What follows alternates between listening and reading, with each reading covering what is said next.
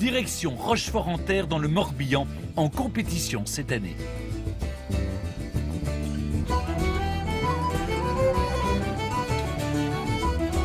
Bonjour messieurs, bonjour, bonjour. Ah voilà, nous arrivons en Bretagne.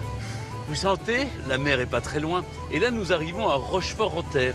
Pourquoi ça s'appelle Rochefort-en-Terre? Au moment où la poste s'est développée, à la fin du 19e siècle, il y avait tellement de Rochefort, il y en avait 17 en France. Donc ce Rochefort, on l'a appelé Rochefort-en-Terre pour le distinguer des autres.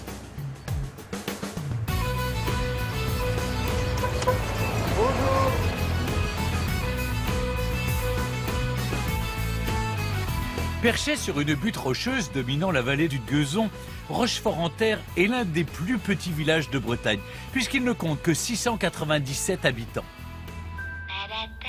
Non content d'être un des plus petits, c'est aussi l'un des plus anciens. Il date du XIIe siècle. Et pour encore mieux se distinguer des autres, il abriterait le plus vieux café d'Europe. C'est le café breton qu'on peut voir dans la rue principale, dans une bâtisse qui date de 1544.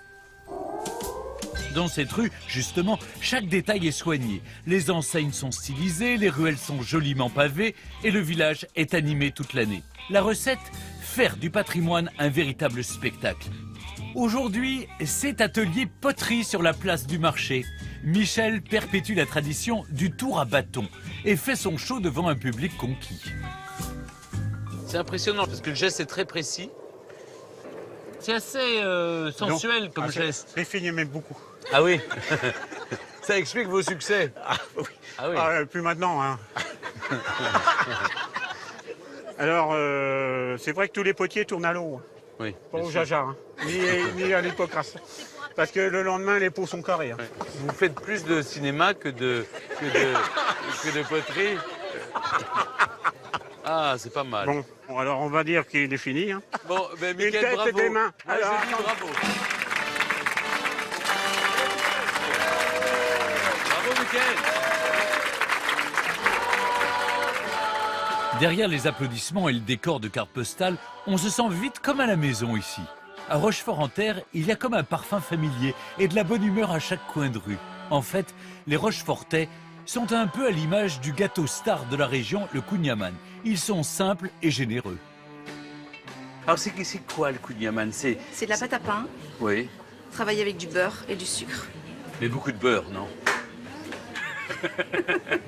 Et en fait, on s'en souvient longtemps, non? Sur les hanches? Sur les hanches. Vous avez goûté, madame? Vous avez goûté? Oui, il faut Bon, pas en vous abuser. avez déjà pris 2 morceaux. Alors. Bah, madame, vous n'avez pas mangé, vous avez goûté le kouign-amann? Ben, madame, goûtez.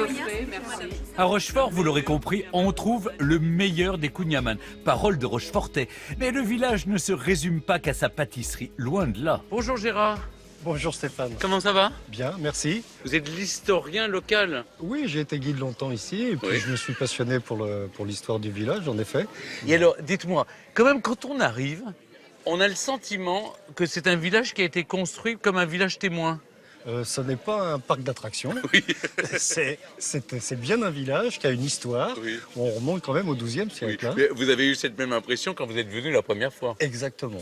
C'est vrai que je trouve que la conservation du patrimoine est telle Oui. que ça paraît incroyable. Et puis tout est Il est léché, passé tout est- autant de Mais oui, tout est d'années. joli. Alors la pierre fait beaucoup, non? Il y a une alternance de schiste et de granit puisque Oui. les deux pierres sont disponibles dans la Dans la région. région, oui. Là, racontez-moi, on est devant... Nous sommes au cœur du au village. cœur du village. C'est la place, une des deux places principales. C'est un peu l'image carte postale de la Rochefort-en-Terre. ville. Mais dites-moi une chose, vous, Gérard, comment vous êtes arrivé à Rochefort-en-Terre? Une histoire d'amour. Ah, c'est pour une fille. Vous êtes venu pour une fille? En quelque sorte, oui, qui habitait là. J'ai Et été donc, tellement séduit par la qualité de l'architecture. Et je sais pas, j'ai eu un coup de cœur, vraiment Ah oui. un coup de cœur. Et je crois que c'est le cas d'un grand nombre de visiteurs de Rochefort-en-Terre qui, sans savoir trop pourquoi, tombent amoureux de ce village. Et l'histoire que va me raconter Gérard est aussi celle d'un coup de cœur. L'histoire incroyable qui a fait de Rochefort-en-Terre un village vraiment à part. Tout commence au début du XXe siècle, quand un Américain, peintre et milliardaire, tombe amoureux de la petite cité et décide d'en faire le plus beau des villages. Alfred Klotz rachète pour une bouchée de pain les communs du château datant du XIIe siècle pour les transformer en une demeure luxueuse qui domine aujourd'hui le village. Mais ce n'est pas tout. Pour donner un second souffle et embellir les rues de son village adoré, il a une idée lumineuse pour l'époque, créer le concours du plus beau balcon fleuri. Le milliardaire, fan de géranium, va alors fournir à tous les habitants les boutures nécessaires pour réaliser son rêve. Et voilà comment Rochefort-en-Terre est devenue la cité au géranium. Sacré géranium, tu sens bon la terre. C'est le maire en personne qui conserve précieusement l'unique exemplaire de l'affiche originale du concours créé par le peintre. Qu'est-ce que c'est que je ce suis allé document? vous chercher un document de 1911, Oui. fabriqué par M. Claus, le propriétaire du château. Oui. Il n'avait pas forcément les moyens de se faire des affiches, donc il avait fait l'aquarelle. Donc fenêtre fleurie, voilà, le règlement, les différents prix, 25 francs pour le premier. 20, Ah oui, donc il a etc., fait un etc. concours pour les Il a habitants de organisé un Rochefort-en-Terre et ça a initié le fait que le village soit Voilà. devenu le village le plus fleuri de France. D'où la municipalité. Après, tu es obligé de continuer. Et maintenant, Ah oui, oui. un siècle Il y a- après, et vous n'avez plus d'Américains on vous n'avez plus d'Américains pour fournir les Eh fleurs. non. Mais Mais on a d'excellents jardiniers Jardiniers. qui font très bien leur travail. oui. Fenêtre fleurie à l'époque, maintenant s'appelle Village Fleuri. Voilà. Et vous perpétuez la Et tradition. on le perpétue, oui, on perpétue la tradition Ah, super. et on y tient. Pensez donc, à Rochefort-en-Terre, on a mis la fleur à l'honneur bien avant le label des villages fleuris. Ici, les géraniums sont devenus une véritable institution et un travail à temps plein pour la petite équipe de la municipalité. C'est près de 9000 plants qu'il faut bichonner toute l'année. Un vrai défi pour le village. Et les défis à Rochefort, eh bien on aime ça. Le challenge du moment, restaurer l'église Notre-Dame de la Tronchet. Construite un peu à l'écart de la cité, cette église est un point de passage obligé dans votre découverte de Rochefort. La tradition populaire raconte qu'une bergère aurait trouvé au XIIe siècle une statue en bois représentant la Vierge. On y construisit alors, en hommage, une église à l'endroit même où la statue fut trouvée.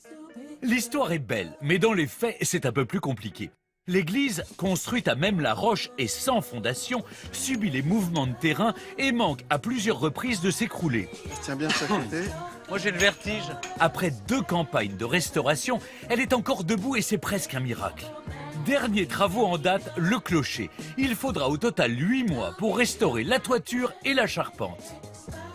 Il y a une superbe gargouille là. Vous avez vu Jean-Louis? Magnifique. Bon, elle a pris un peu les plantes, hein. Elle sert de pot de fleurs. Faudra nettoyer tout ça. Hein. Il faudra. Ah oui. Ah. Nous y voilà, à la base du clocher. Ah non, mais c'est beau quand même. C'est magnifique, hein, Ah oui, c'est le beau. village. On a une jolie vue sur tout le village. C'est vraiment magnifique. Hein. Ah oui, avec ses toits très agités, très mouvementés. Bon, allons voir votre travail. C'est un vrai cadeau que me fait Jean-Louis, me faire découvrir tout le travail des compagnons. Ces gestes ancestraux sont devenus rares.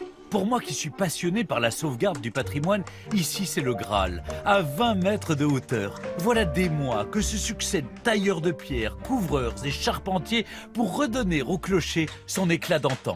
Bonjour. Ça va, Karl? Très bien, et vous? Ouais, très bien. Là, vous êtes en train de faire quoi? Vous taillez les ardoises une à une. Je suis en train de préparer tout l'arrêté en fait avec mon collègue du coup. Et dites-moi, vous commencez par quelle ardoise sur la volige? Alors là en fait peu importe parce qu'on est en couverture brouillée. C'est quoi la couverture brouillée? En fait il n'y a aucune liaison d'ardoise qui va s'aligner. Quand on regarde, on prend la liaison là, la liaison ici et celle-ci, elles sont pas alignées. Oui. Et ainsi de suite à chaque fois. Donc en fait ça nous permet de commencer de n'importe où et venir se perdre à chaque fois dans les différents raccords qu'on a. D'accord. En fait, c'est vous qui décidez. C'est ça. Et alors, quand vous voyez comme ce que je vois là maintenant, tout le clocher, vous vous dites, il reste encore tout ça à faire. Ouais, il reste encore un petit peu de temps, il y a encore au moins 2 mois de travail. Ah oui, très impressionnant. C'est super, hein, Jean-Louis? Ah, c'est magnifique. Nous, on est toujours admiratifs du travail qui vient sur la charpente après coup. La charpente, c'est une chose, mais il faut qu'elle soit bien couverte. Et là c'est le cas. Parce que là, elle va tenir maintenant pour plusieurs générations. Hein. Oui, Oui. quand même, ouais.